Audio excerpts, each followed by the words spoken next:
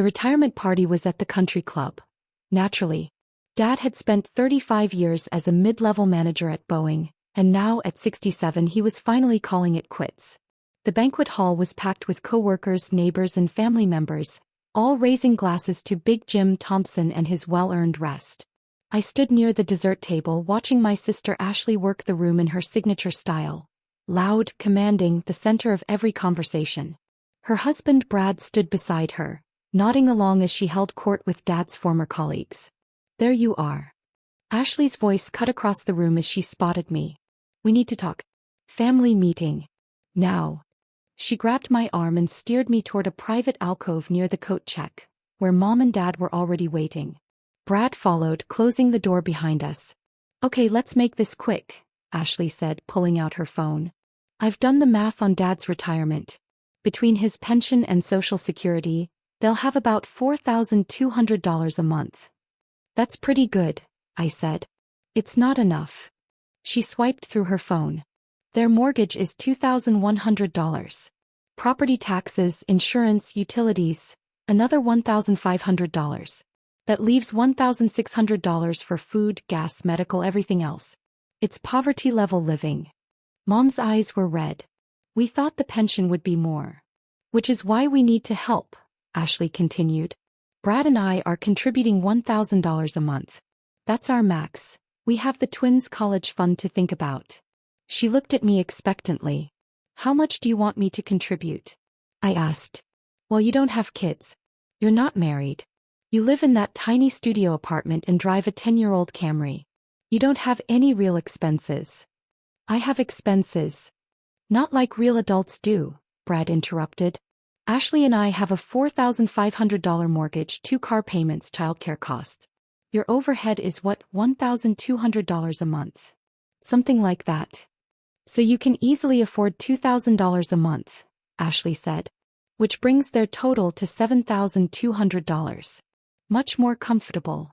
I looked at my parents. Dad was staring at his shoes. Mom was twisting her wedding ring. $2,000 a month is $24,000 a year, I said quietly. "Family takes care of family, Nicole." Ashley's voice hardened. "Brad and I are doing our part. You need to do yours." "For how long?" "What do you mean, how long?" "For as long as they need it. They're our parents. So potentially 20, 30 years? That's $480,000 to $720,000.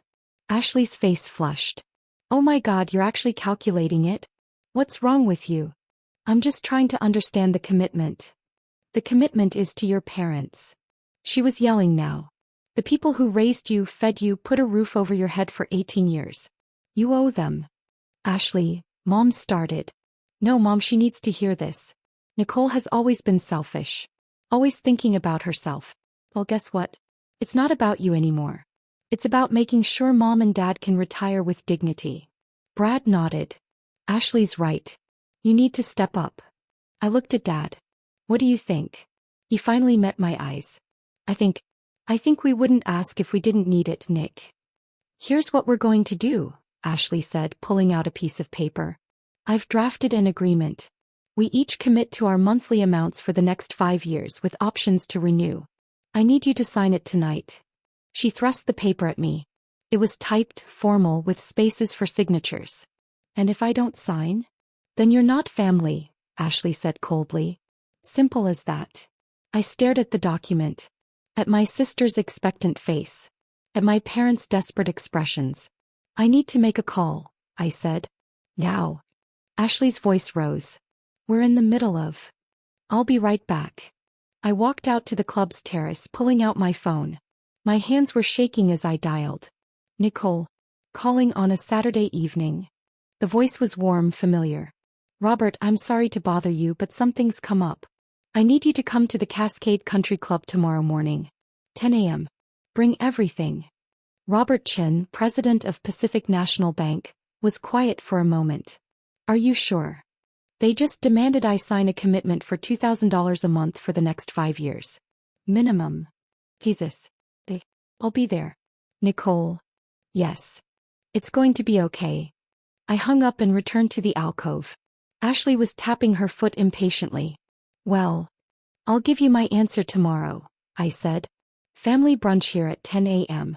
I'll sign your agreement then if I'm signing it. Why can't you just? Tomorrow, Ashley. 10 a.m. That's my condition. The next morning I arrived at the country club at 9:45. My family was already there.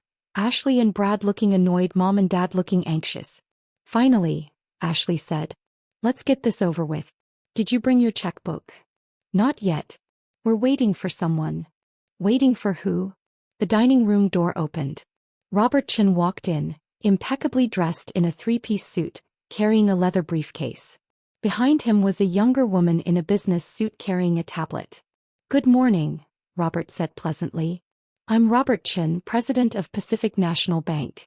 This is my associate Jennifer Lee, our VP of Private Wealth Management. Ashley's eyes narrowed. What is this? Nicole asked us to join this family meeting, Robert said, settling into a chair. Given the significant financial commitments being discussed, she felt it was appropriate to have professional advisors present. We don't need a bank president for a simple family agreement, Brad said.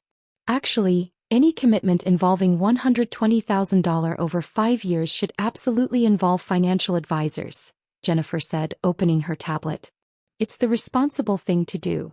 Robert opened his briefcase.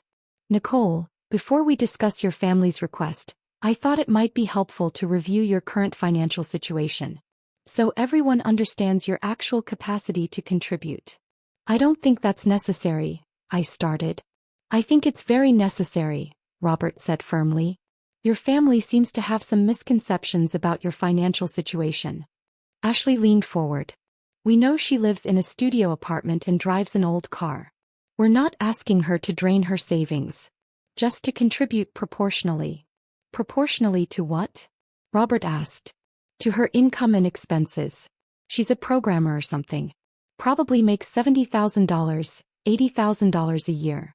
With minimal expenses she can afford $2,000 a month. Robert smiled. Nicole, what's your current title? I sighed. Chief Technology Officer.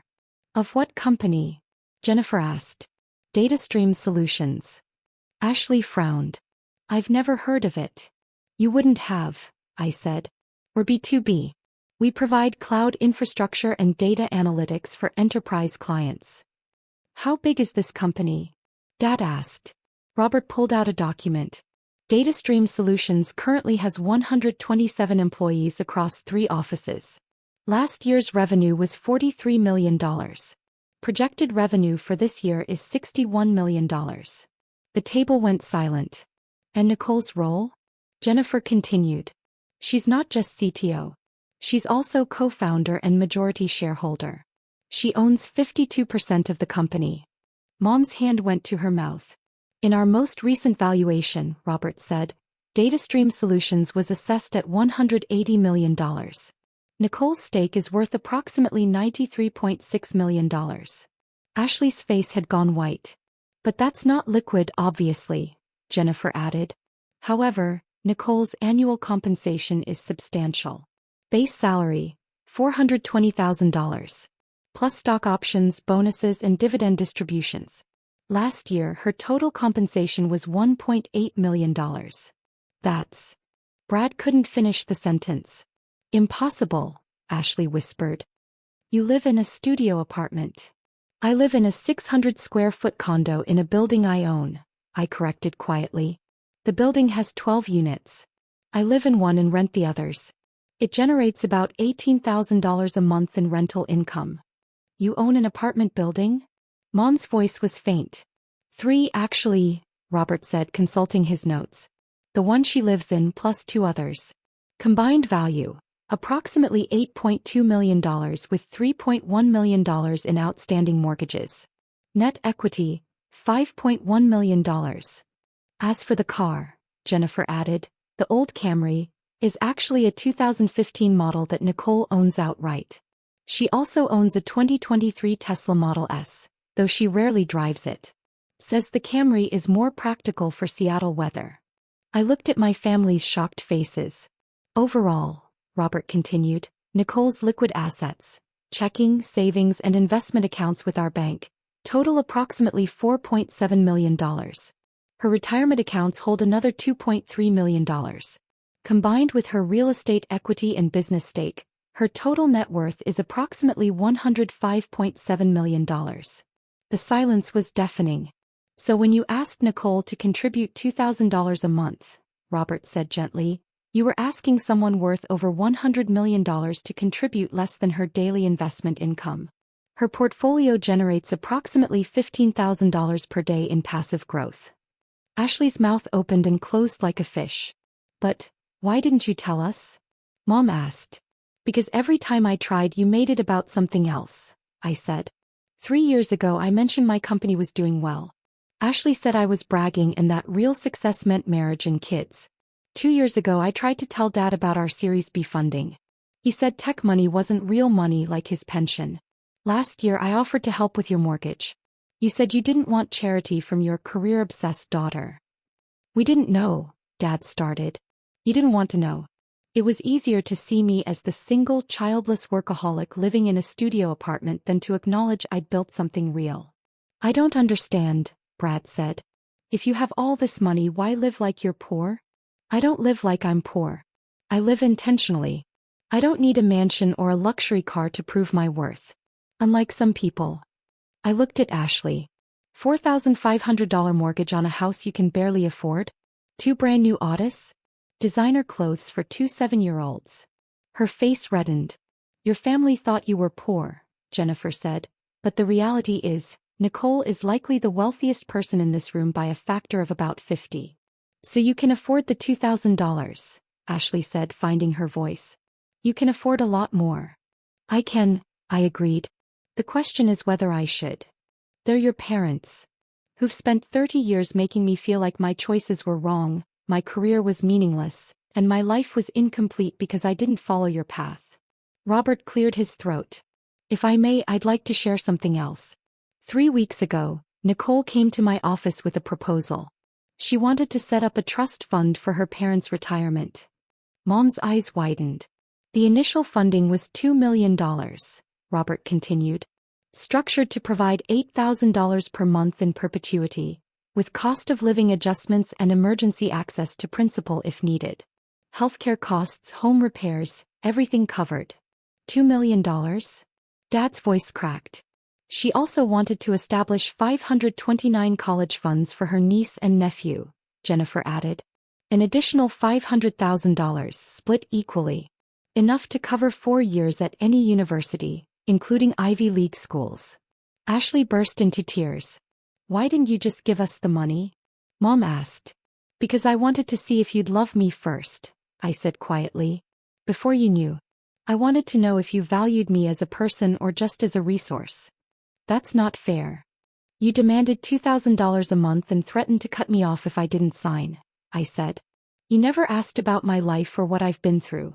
You just guessed what I could give based on what you thought I was worth. We were desperate, Dad said. No, I replied. You felt entitled. That's different. I stood up. Thanks for coming, Robert and Jennifer. We're done here. Wait. Ashley grabbed my arm. What about the trust fund? Are you still? I looked at her. I don't know. I need to decide if this is a family that deserves my help, or just wants my money. Nicole, please, Mom cried. We're sorry. We didn't know. You didn't even try to know, I said. I've spent 10 years building my company, working long hours, giving up everything, and the first time you need something you demand it like I owe you. I pulled away from Ashley. Here's what's going to happen, I said. I'm going home. You'll think about the kind of relationship you want with me. In 1 month we'll meet again. If you can look me in the eye and say you love me for who I am, not what I have, we'll talk about the trust fund. And if we can't? Brad asked. Then you'll live on $4,200 a month. Like millions of others do. As I turned to leave, Dad's voice stopped me. I'm sorry, he said, crying. You've done something amazing and I didn't see it. Mom added, we're proud of you.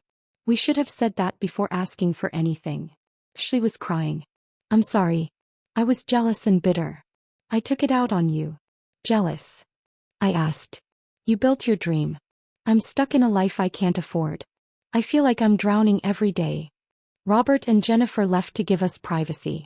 I looked at them, finally honest, finally real. The trust fund is still available, I said.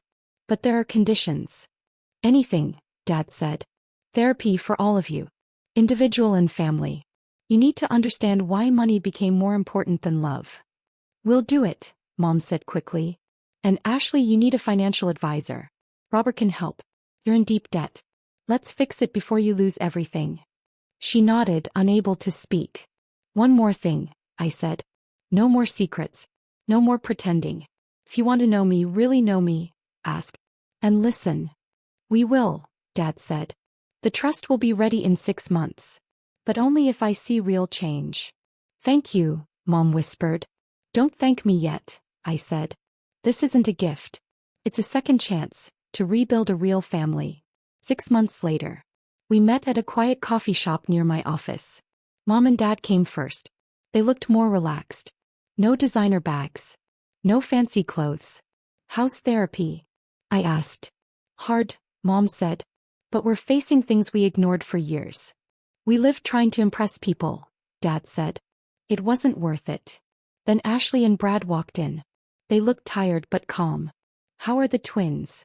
I asked. They're great, Ashley said. They're switching to public school next year to spend more time with us. And money. Brad opened a folder. We sold the Autos. Bought used Hondas. Refinanced the house. Saved $3,400 a month. No more panic, Ashley smiled. Turns out happiness isn't that expensive. We talked for an hour. Real talk. Then I handed them an envelope. Inside were the trust fund documents and college accounts. Mom cried. Thank you. You earned this, I said. This was never about the money. It was about being seen. Dad nodded. We see you now. And we won't lose you again. Ashley said, we don't deserve you. Maybe not, I smiled. But that's what family is. Loving each other anyway. Growing together. Showing up even when it's hard. I looked around at them, finally honest, finally whole. Especially when it's hard.